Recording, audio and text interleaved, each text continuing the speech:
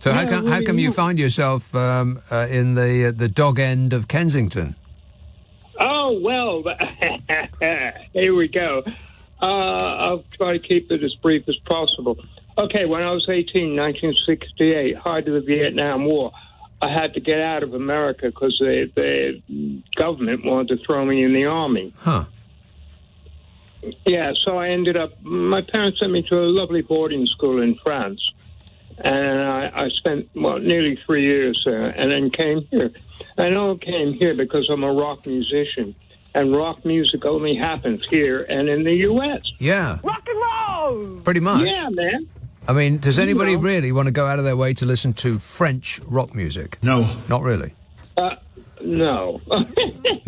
Not in great numbers, no. No, not in any numbers, not even the French. That's right, yeah, not even the French, yeah.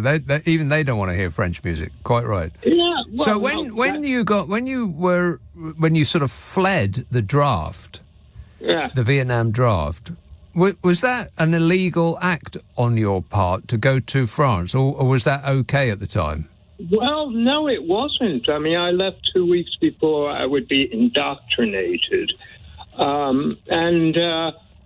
If they caught me, and there were people running around capturing people, they get rewards for dragging me back. Huh. Yeah? Right, incredible. so you...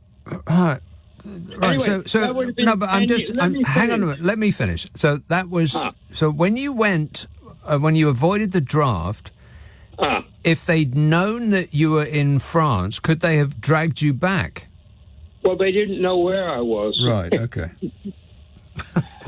But, the thing is, it was really weird, because that would be an immediate 10-year jail sentence. Wow. And there was no...